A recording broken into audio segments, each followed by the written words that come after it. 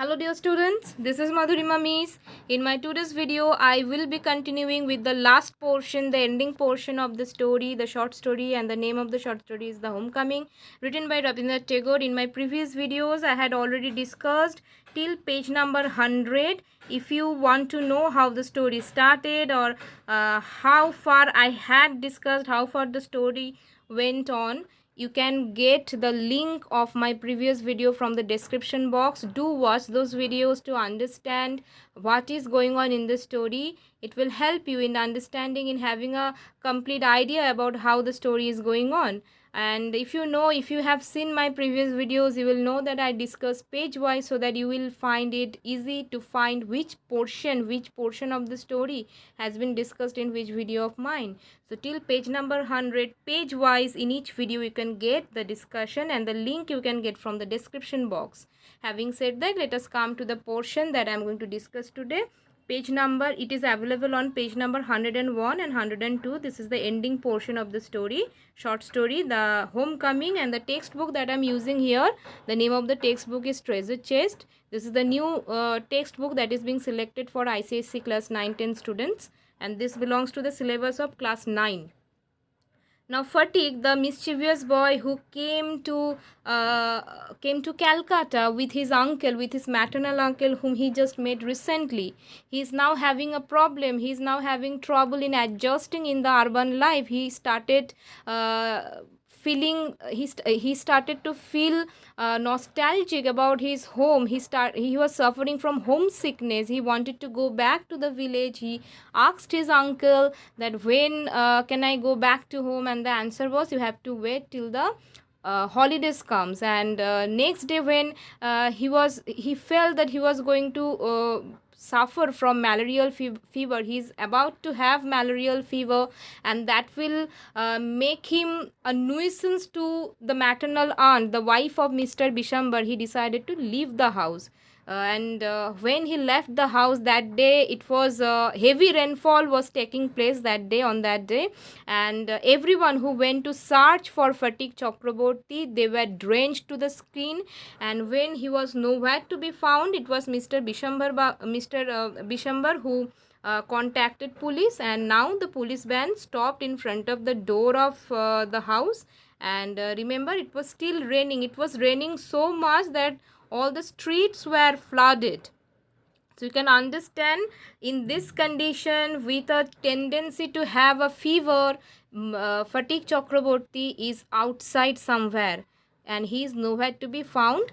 Now let's see what happens when the police came to his house. Okay, I just gave a recapitulation of how far the story has taken place till page number 100.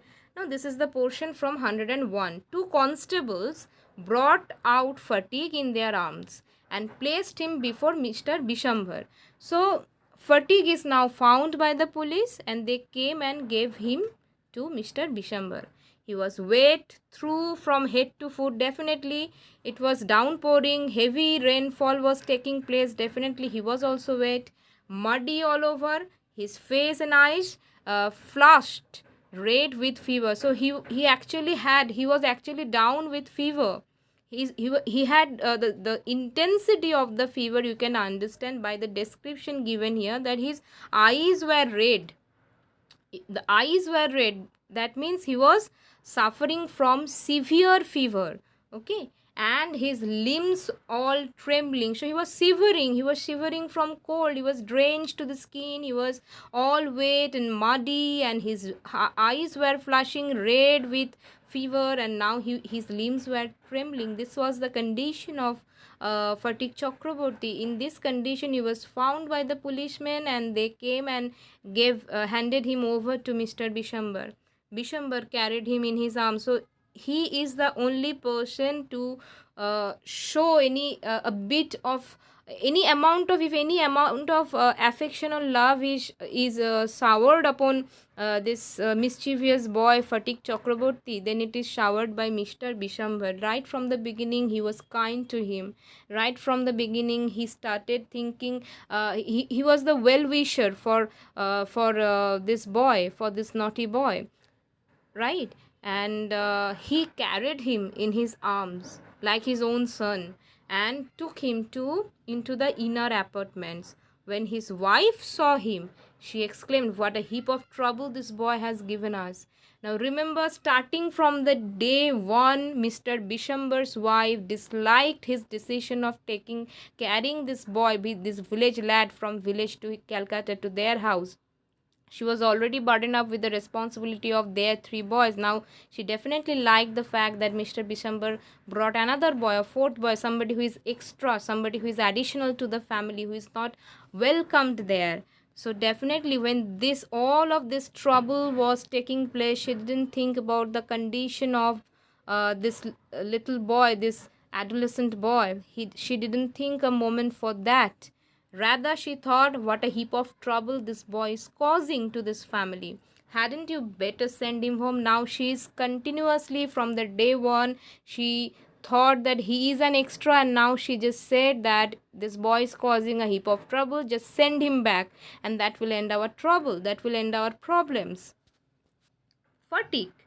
Hard words. Now remember, fatigue is down with fever.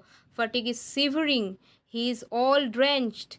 And now this adolescent boy, the period when you desire to be loved the most, that time what he was hearing from his maternal aunt, this wife of from his aunt, what was he hearing?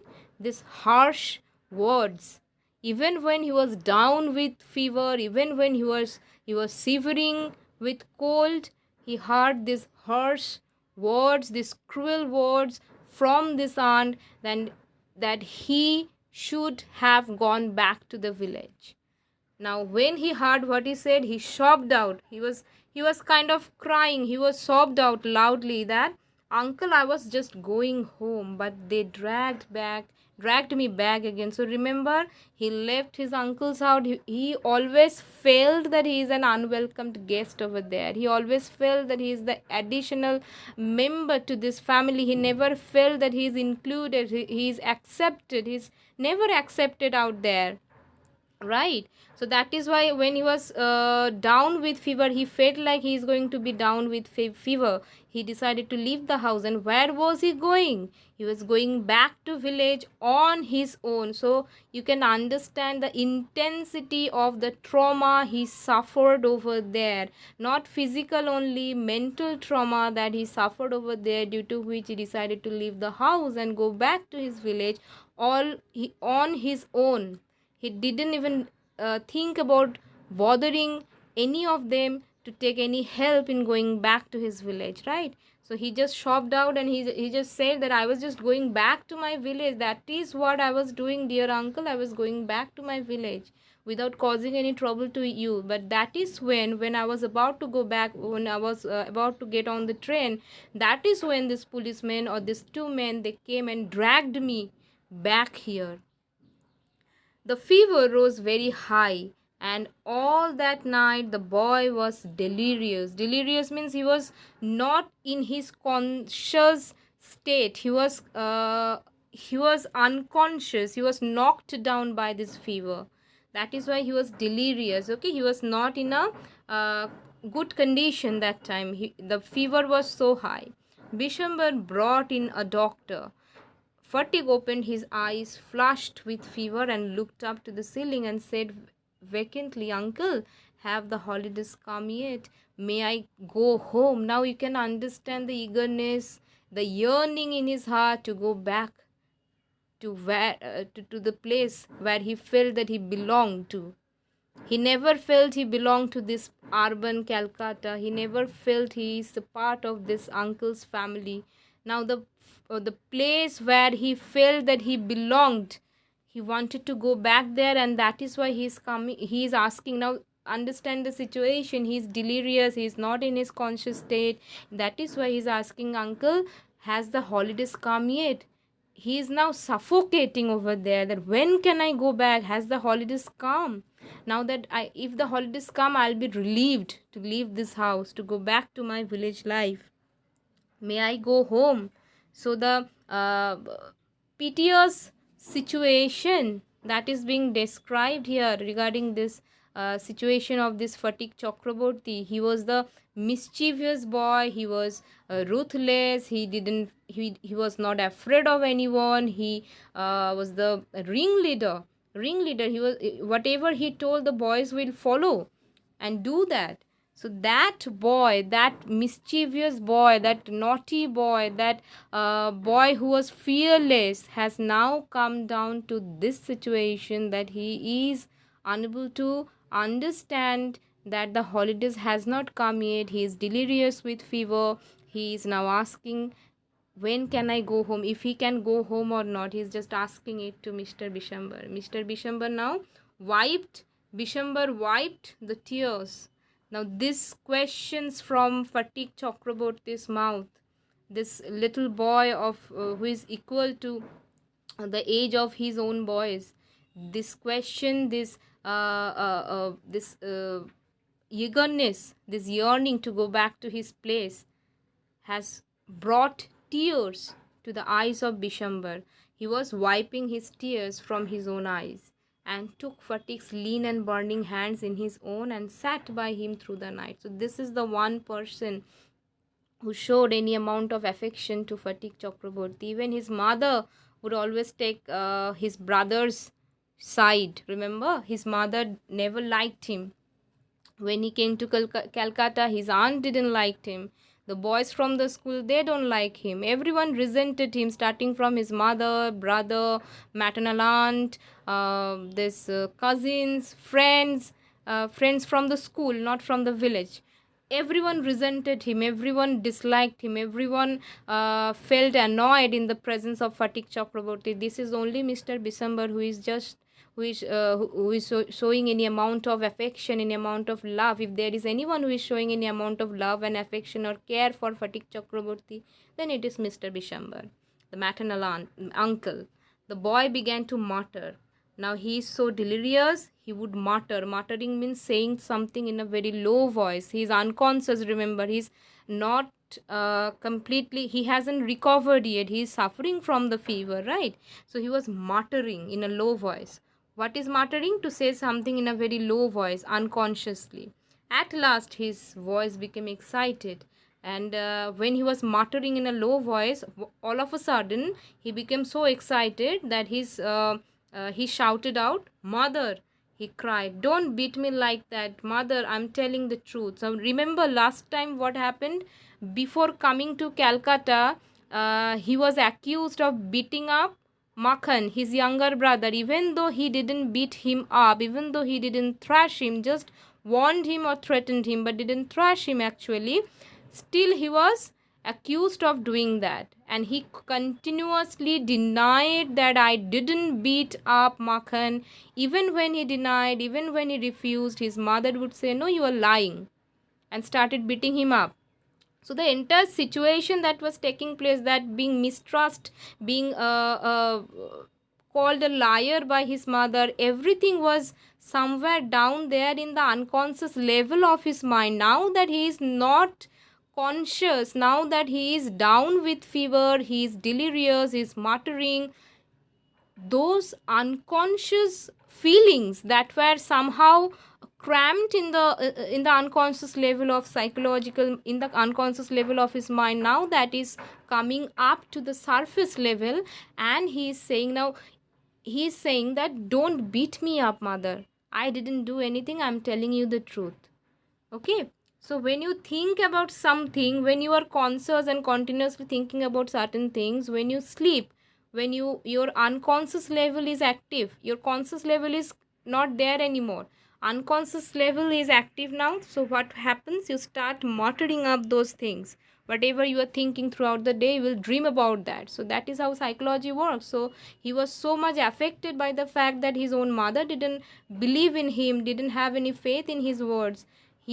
When he is down with fever, he is only muttering those words, "Mother, don't beat me up, I'm telling you the truth."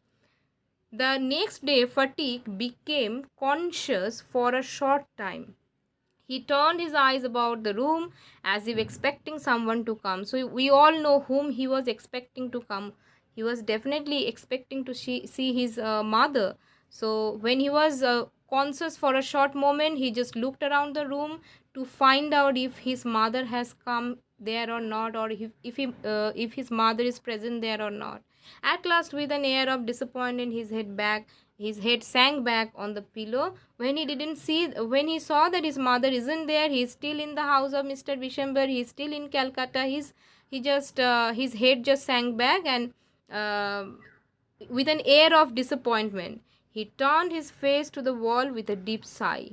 Now that he knows that his mother isn't there, he just turned his face to the wall. And then what happens? Bishamber knew his thoughts. Now this is the person who understands his feelings. He understands what he is expecting, what Fatick Chakraborty is expecting. Mr. Bishamber understood that well.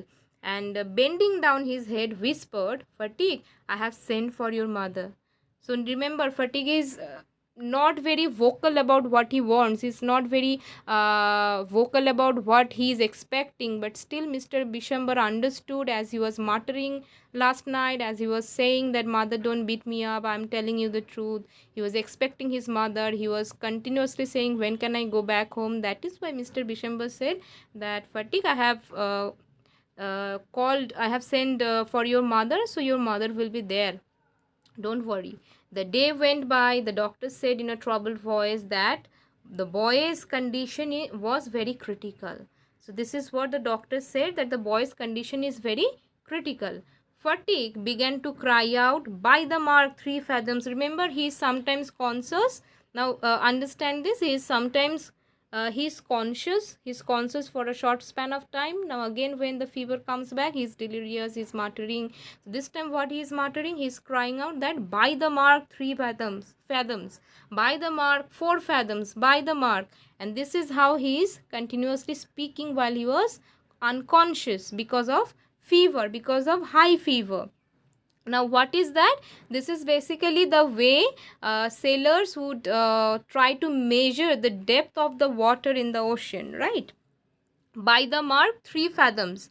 3 fathoms means the water is this much. The depth of the water is 3 fathoms. Okay, 4 fathoms. So this is what he was crying out as he was unconscious with fever. He had heard the sailor on the river steamer calling out the mark on the plumb line. So this is what, he is a village boy. He used to roam around the places, right? We already knew that he would go for fishing, and he would stay, he would sit. Whenever he is upset, he would sit by the river bank. So somewhere back then, he heard that this is how the sailors would call. This is how they would communicate among them when they are trying to measure the depth of the water in the river. Now he is muttering that those same things that he used to hear when he used to sit there on the bank of the river. Now he was himself plumbing an unfathomable sea. Now that he is down with fever, he is suffering from fever, he is delirious, he is muttering. What he would say? He would try to plumbing. He would try to plumb an unfathomable sea. Unfathomable, fathom refers to depth. So something that is the depth of something is immeasurable. How we can say that, express that in one word? The one word will be unfathomable, the depth of which cannot be fathomed, cannot be measured. Okay, you cannot measure the depth of the water that is available on a sea. So that is why unfathomable sea. So in his dream, he is now measuring up. He is now plumbing an unfathomable sea. Okay. Later in the day, Fatick's mother burst into the room like a whirlwind and began to toss from side to side and moan and cry in a loud voice. So this is the condition of Fatick's mother. She is kind of unable to handle her emotional stress, to know about the condition of fatigue. Okay, even when she always took the side of Makhan, still remember she is the mother of Fatick Chakraborty. So the affection that is there, the love that is there, can never be lost from a mother's heart, even when a child is naughty or mischievous by nature. Bishamber tried to calm her agitation, but she flung herself on the bed and cried, "Fatick, my darling, my darling." So now she started crying to see the condition in which Fatigue was suffering from high fever. Even when Bishamber tried to control her agitation, the level of anxiety that she was going through to know about Fatigue's condition, but still she flung herself on the bed and started crying, saying, Fatigue, my darling, my darling. Now that Fatigue is suffering, now that Fatigue is weak and down with fever, she dared to show her affection for Fatigue Chakraborty by calling him a darling. Now, this is the word he might have never heard till that day from the mother, from his mother.